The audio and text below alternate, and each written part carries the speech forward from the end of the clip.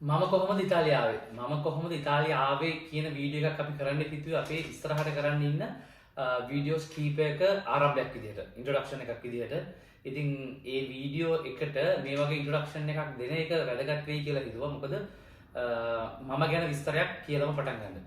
ඉතින් මම ඉතාලිය ආවේ මාස්ටර්ස් කරන්න. මම ලංකාවේ පළවෙනි ඩිග්‍රිය කරා, බැචලර් ඩිග්‍රිය.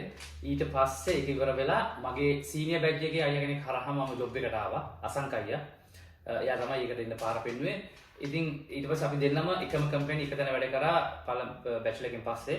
ඊට පස්සේ මම මේ ජොබ් එකට එද්දිම අසංක අයියලා තවත් අපේ කැම්පස් එකේම 4 දෙනෙක් එක්ක එකතු වෙලා ඒ කට්ටිය මාස්ටර්ස් වලට ඉතාලියට ඇප්ලයි කරන්න පටන්ගෙන වගේ තිබුණා. ඉතින් කොහොම හරි ටික දවසකින් ඒක පත්තියම වුණා. ඒ කියන්නේ ඒකට ස්ථිරම කරගත්තා මේ මාස්ටර්ස් වලට ඉතාලිය යනවා කියලා. කොහොමද ඒ වෙද්දි මගේ අදහසක් තිබුණේ නෑ මේ ඉතාලියට එන්න. ඒ අවුරුද්දේ ඔය කියන්නේ 2016 මුල නෑ 2015 මුල. එතකොට ඒ කට්ටිය 2015 අවුරුද්දේදී කොහොම හරි ලංකාවෙන් මාස්ටර්ස් වලට ඉතාලියට ආව 4 දෙනෙක්. ඒක ආවේ යුනිවර්සිටි ඔෆ් බොලොඤ්ඤා වලට. නමුත් ඒ කට්ටිය රිමිනි කැම්පස් එකේ තමයි ඇප්ලයි කරලා එතනින් තමයි තේරිලා එතෙන්ද ආවේ. ඒ ඊට පස්සේ ටික කාලයක් ගියාට පස්සේ ලංකාවේ වැඩ කරගෙන යද්දි මට තේරුණා නෑ මමත් පිටරට ගියා නම් හොඳයි වගේ කියලා. ඊට පස්සේ ඒ කට්ටියගේ ස්ටෙප්ස්ම ෆලෝ කරලා ඒ කට්ටියගෙන්ම විස්තර අහගෙන කරගෙන ඔක්කොම ඒ කට්ටිය කලින් ආවනේ. ඉතින් ඒ කට්ටියගේ විදිහටම මමත් ලැහැත්ති වුණා ඇප්ලයි කරන්න ඉතාලියට ස්ටුඩන්ට්ස් විදිහට එන්න. නමුත් ඊට කලින් මම නෝර්වේ යුනිවර්සිටි එකකට ඇප්ලයි කරා. ඉතාලියේ යුනිවර්සිටි ඔෆ් බොලොඤ්ඤා යුනිවර්සිටි ඔෆ් බොලොඤ්ඤා යුනිබෝ කියන යුනිවර්සිටි එකකට ඇප්ලයි කරා.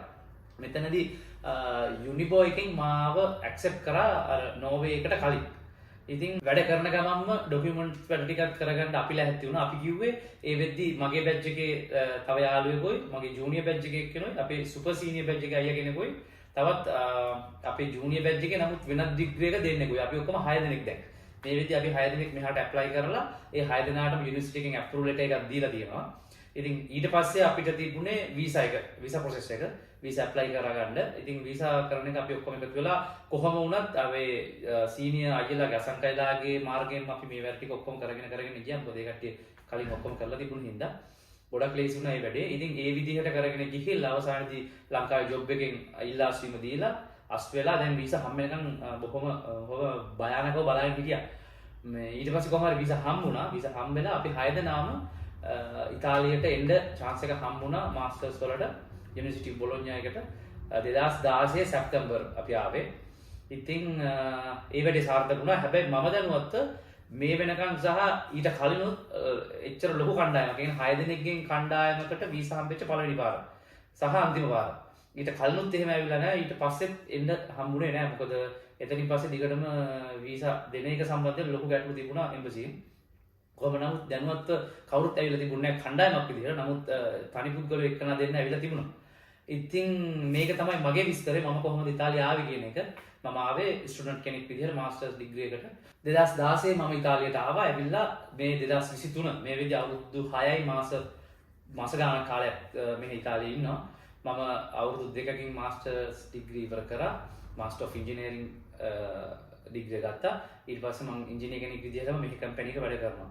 ඉතින් ඉතාලියට අපි කියන්න හදන්නේ ඉතාලියට එන්න පුළුවන් ස්ටුඩන්ට්ස් කෙනෙක් විදිහට සහ ජොබ් ඔපචුනිටිස් තියෙනවා. ඉතාලි භාෂාව අවශ්‍ය වෙන්නේම නැහැ. තියෙනවා නම් වඩා හොඳයි. අවශ්‍ය වෙන්නේම නැහැ.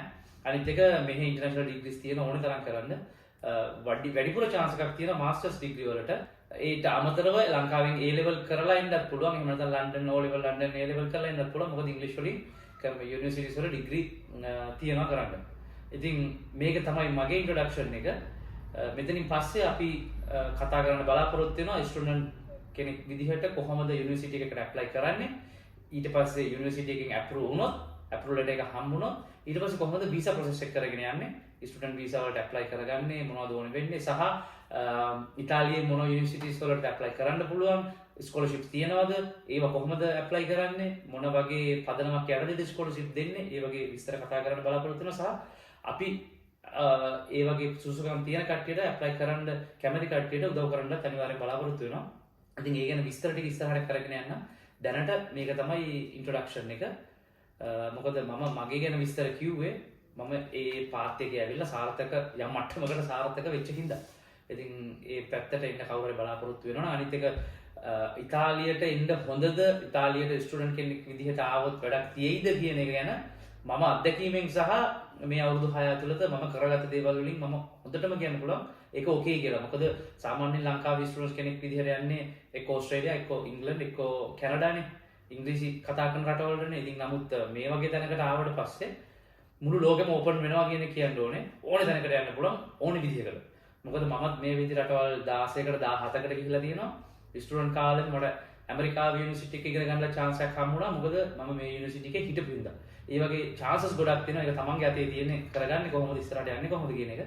ඒක පුද්ගලයා පුද්ගලයාට වෙනස් වෙනවා.